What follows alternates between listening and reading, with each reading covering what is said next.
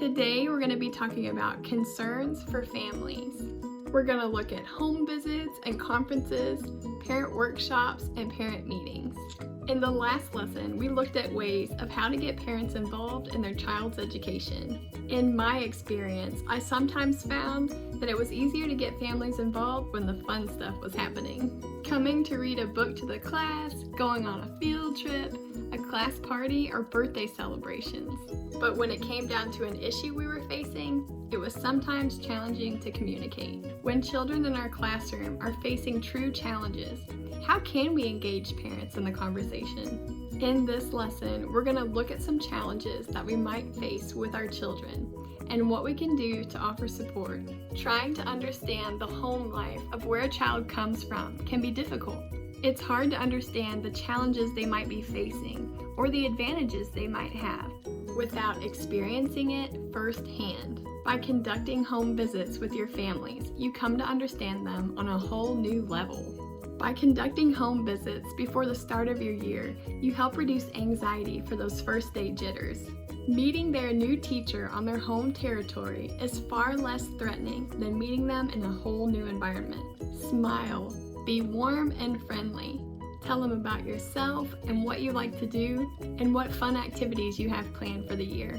Tell them what it's like to be at school and show them pictures of their new classroom. Be kind and respectful as you are hoping to establish a good first impression on both the child and the parent. Research has shown that there are many benefits to home visiting. Moms and babies are healthier, and children have better outcomes. They are more prepared for school, and families are even more self-sufficient. In Head Start, home visits are designed to provide an opportunity for families to receive individualized education and support, to develop goals for their children and family, and to identify community resources to help meet the family's needs. When you are visiting your families, remember that you're in the home to support the child's development, the number one goal of the Head Start program. Speak with your families to determine goals for the child that you can pursue throughout the year.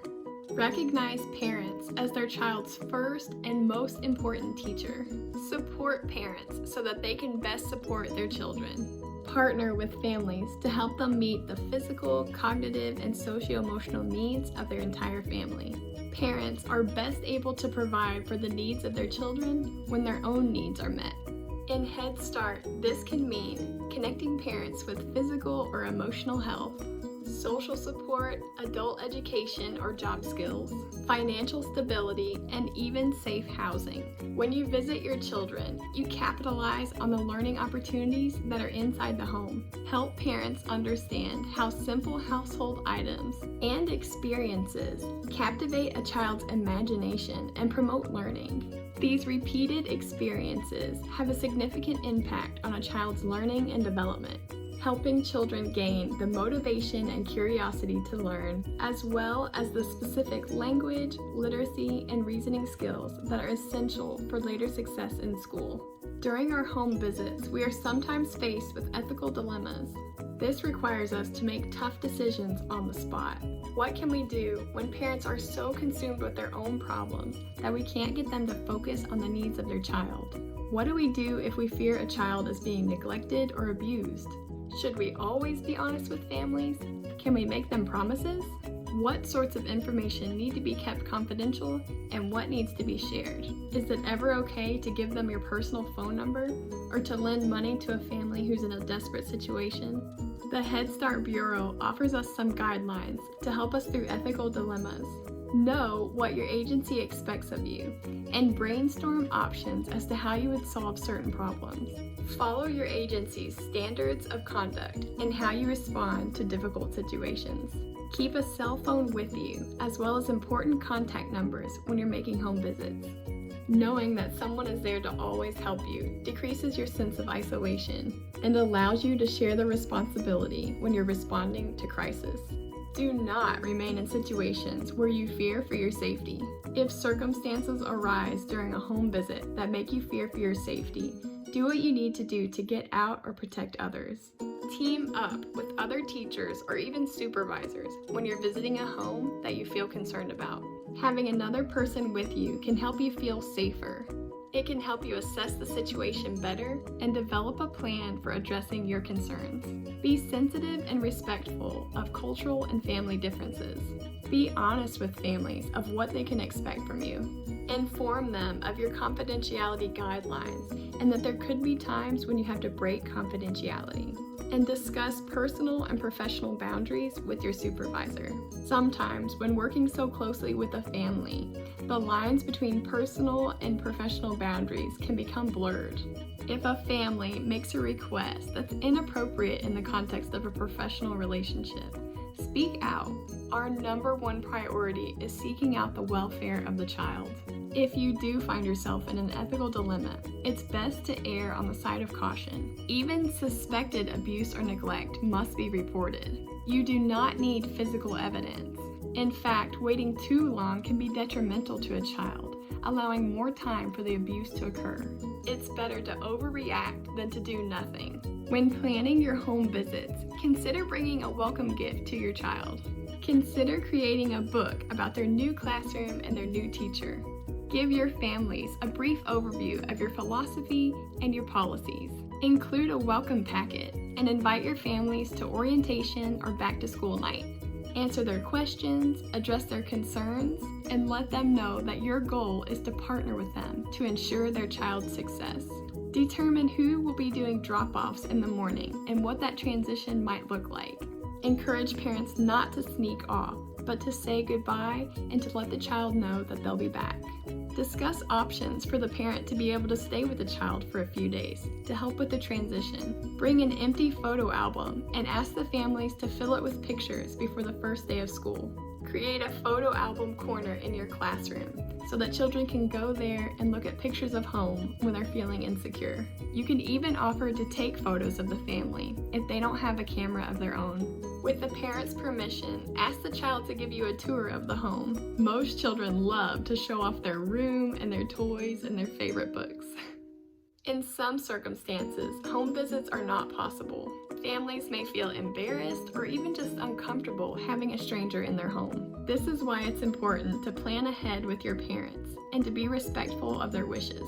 If they would rather, invite them to meet somewhere in the community. You could meet at the library, a coffee shop, or even a community center. If possible, try to meet with your parents formally a few times a year. Parent-teacher conferences at the beginning, middle, and end of year offer insight into the child's development. At these conferences, go over progress reports and samples of work collected. Focus on the whole child in these meetings, not just the academics. Discuss their cognitive, physical, and socio-emotional development. Discuss the progress that the child has made toward the goals that were set at the beginning of the year, and set new goals to be working toward through the duration of the year. Schedule parent-teacher conferences for dates and times that are convenient for the families. Remember that some parents work non-traditional hours, so offer some weekend and nighttime slots for conferences. Develop your agenda for the meeting in advance. Gather any notes, observations, or documentation you have on the child. This could be work samples, video or audio footage, photos, quotes, portfolios, or formal assessments. Create a one-page fact sheet to help you communicate this growth to the family. This will also help guide your conversation. Choose a comfortable, distraction-free area to conduct the conference. Make sure that you have adult-sized chairs for you and the family members. You do not want to be sitting for 8 hours in a toddler chair. Rather than sitting behind a desk, invite parents to sit at a table with you. This takes you out of a dominant position and leaves room for an open, honest discussion. Always begin the conference with something positive about the child. Show them something great that the child has done, whether it be a painting or a drawing or a piece of work. This lets the parents know that you love their child and that you see the best in them. It puts the parents at ease and helps them feel comfortable talking to you. Be aware of cultural considerations. For example, in some cultures, it's considered threatening to maintain eye contact for too long or to sit too closely together. And if your families don't speak English, arrange for an interpreter before the meeting. Reassure families that the purpose of the meeting is to promote the wellness of the child.